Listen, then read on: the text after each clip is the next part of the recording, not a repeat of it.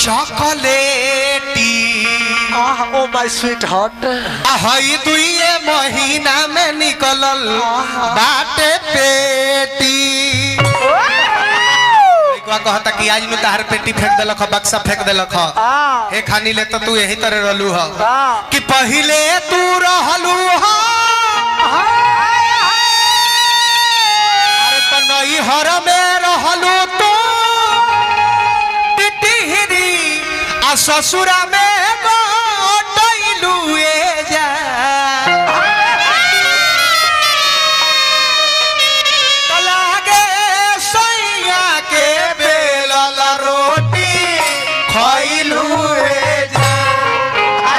कहे के लई है लई है लेकिन लय के सहारा लेकिन गणेश जी का बोला जाए कहे के बका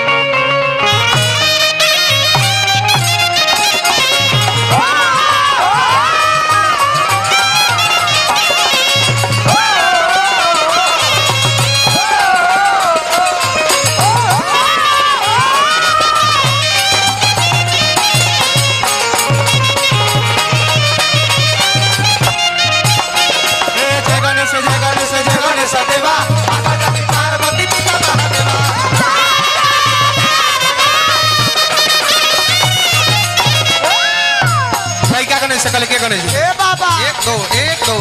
अरे बुद्धि के बड़ा विधाता ए गणेश जी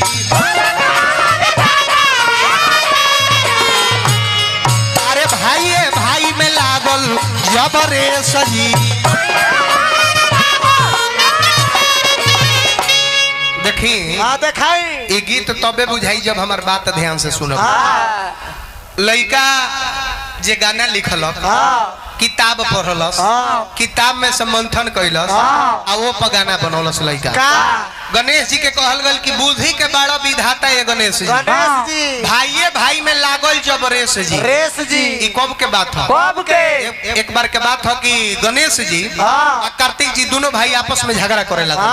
कार्तिक जी कहता रहे कि पहले हमार बियाह होई तो गणेश जी कहता रहे पहले हमार बियाह होई भोलेनाथ देखले कि हमरा रहते लड़का दोनों झगड़ा करिए से तो गर्जीवन के रहला से हो जा फायदा का भोलेनाथ कहले कि बियाह होई लेकिन सबसे पहले वो करे बियाह होई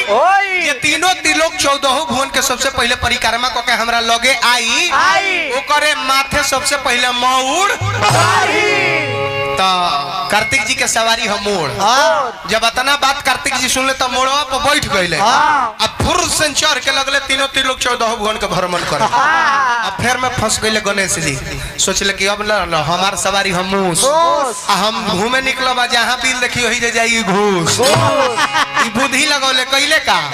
माता पिता के खूब सुंदर आसन देके वही आसन पर बैठा दी हले वही लोग के 5 हाली परिक्रमा के कहते रहे कि पिताश्री अब हमार विवाह कइल जाओ भोलानाथ कहले कि कैसे बियाह कइल जाओ बर लइका गइल बारे अभी भ्रमण करे खातिर तू कहता रह बियाह कइल जाओ देखी गणेश जी कितना सुंदर शब्द से भोलेनाथ के जवाब दे पिताजी तीनों त्रिलोक 14 भुवन घूमला से का फायदा बा तीनों त्रिलोक 14 भुवन माई बाबू के चरणिये में पावल जाला जिस घर में माता पिता हंसते नहीं उस घर में कभी देवी देवता बसते नहीं जिस घर में माता पिता हंसते हैं उसी घर में देवी देवता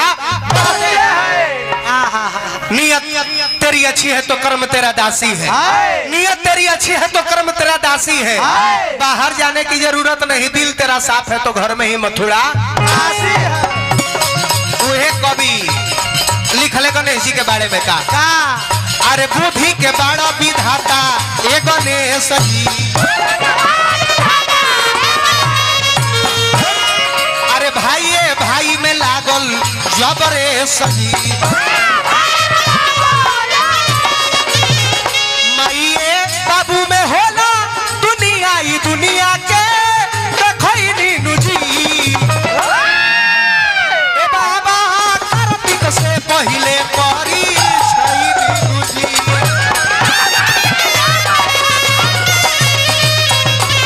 बाबा कार्तिक से पहले परी छई नुजी